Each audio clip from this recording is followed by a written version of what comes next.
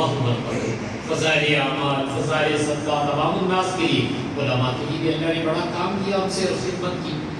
حضرت کی جو سوانح حیات ہے اس نے ایک واقعہ لکھا، جب رمضان آتا تھا تو رمضان میں قرآن پاک کی تلاوت بہت زیادہ اور بات چیت آپس میں مل بیٹھنا، اس میں گپ شپ بھی ہو جاتی ہے، وہ بند کر دیا تو تلاوت بہت ہوتی تھی۔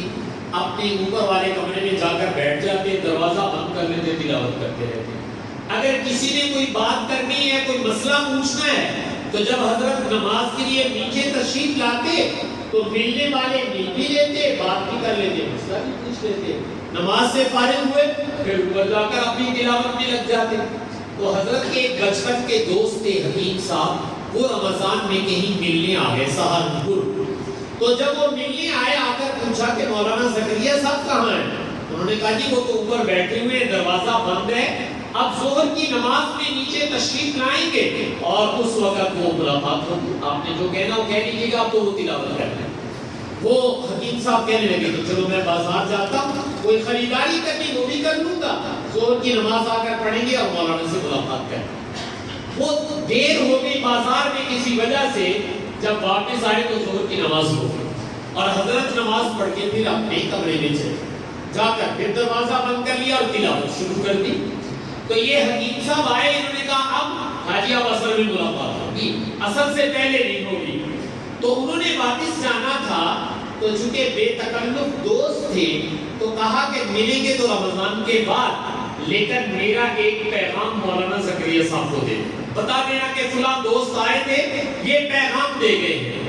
پیغام انہوں نے یہ دیا کہ رمضان تو ہمارے گاؤں میں بھی آتا ہے، رمضان تو ہمارے شہر میں بھی آتا ہے، پر رمضان کا بخار جیسے آپ کو چڑھا ہوا ہے ایسا ہم نے کہیں نہیں دیکھا۔ یہ جو رمضان کا بخار آپ کو چڑھا ہوا ہے کہ آپ رمضان کا ایک لمحہ بھی نہیں ضائع جانے دے رہے اور سارا دن تلاوت کرنے پر لگے ہوئے، یہ جڑا بخار چڑھ گیا نا تو ہم روزیاں دا یہ نہیں اسی کے نے دیکھیا، کہا یہ پیغام ان کو دے دینا پھر رمضان کے بعد ملے۔ تو اللہ تعالیٰ کرے کہ مجھے اور آپ کو بھی رمضان کی قدردانی کی ایسے ہی توفیق دے کہ ہم اپنے اوقات کو بھائی ضائع نہ کریں۔ یقین جانو یہ زندگی کے لمحات اور اوقات یہ میرا اور آپ کا سب سے قیمتی سرمایہ ہے۔ ہم کبھی نادانی سے پیسوں کو قیمتی سمجھتے ہیں، چیزوں کو قیمتی سمجھتے ہیں، وہ بھی قیمتی ہیں، لیکن اس سے زیادہ میرا اور آپ کا وقت قیمتی ہے۔ اس لیے اپنے وقت کو نہ ضائع جانے دیں، ان کو کسی نہ کسی کام میں لگائیں۔ تو چونکہ استقبال رمضان کے حوالے سے بات ہو رہی ہے تو اس لیے سوچ رہا تھا کہ اس پر کیا کروں، تو میں دو باتیں نوافل اور اذکار کے لحاظ سے کہہ دیتا ہوں، پھر آخری بات لاہ عمل کے لحاظ سے کہہ دیتا ہوں۔ رسول پاک صلی اللہ علیہ وسلم کی خدمت میں آپ کی ایک چچا صاحب بہن ہے حضرت ام ہانی رضی اللہ تعالیٰ عنہ، وہ آئیں اور آ کر انہوں نے عرض کیا یا رسول اللہ بوڑھی ہو گئی، اب زیادہ محنت والا کام تو نہیں ہوتا تو مجھے کچھ بتا دیں، میں بیٹھی پڑھتی رہا کروں۔ تو آپ صلی اللہ علیہ وسلم کی عادت مبارکہ یہ تھی، حدیث میں غور کرنے سے یہ نظر آتا ہے، آپ جب بھی کوئی عمل بتانے لگتے تو ایک دم نہیں بتاتے، پہلے ذہن سازی کرتے، ترغیب دیتے تھے، شوق دلاتے تھے، جب ذہن سازی ہو گئی، ترغیب اور شوق پیدا ہو گیا، پھر عمل بدلاتے تھے۔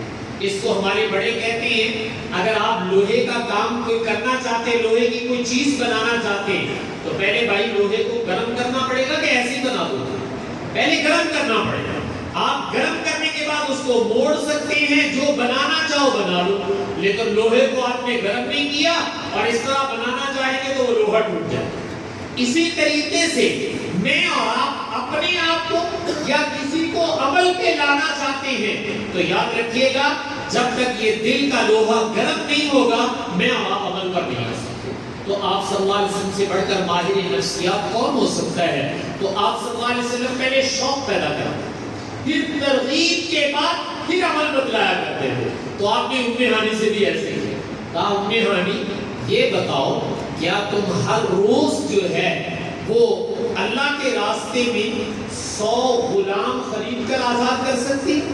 اس زمانے میں انسانوں کی خرید و فروخت ہوتی تھی، انسان بھی بکتے تھے، تو انسانوں کی خرید و فروخت ہوتی تھی، ان کو غلام کہتے تھے. تو فرمایا کہ تم 100 غلام خریدو، 100 انسان خریدو اور اللہ کے لیے ان کو آزاد کرو، غلامی سے نجات دے دو، تو تم یہ کام کر سکتی. انہوں نے کہا کہ رسول اللہ یہ بڑا اوکھا کام ہے، انہیں پیسے نکلے ہونے ہیں کہ 100 غلام خریدا جائے اور پھر اس کو آزاد کیا جائے. یقیناً ثواب تو بہت ہے لیکن اس پر خرچہ بھی تو بہت زیادہ ہے. تو آپ نے ارشاد فرمایا نہیں، تم ایسے ہی کیا کرو، بیٹھ کے سبحان اللہ سبحان اللہ سبحان اللہ 100 دفعہ. جب تم 100 دفعہ پڑھ لو گی نا تو تمہارے نبی بتاتے ہیں اللہ تعالیٰ تمہیں 100 غلام اپنے راستے میں آزاد کرنے کا ثواب بتاتا ہے. اب اتنی بڑا ثواب ہے یہ کہ 100 انسانوں کو خرید کر اللہ کے لیے آزاد کر دے، غلامی سے نجات دے. تو آپ نے فرمایا 100 دفعہ. پھر آپ نے اپنی بات کی شوق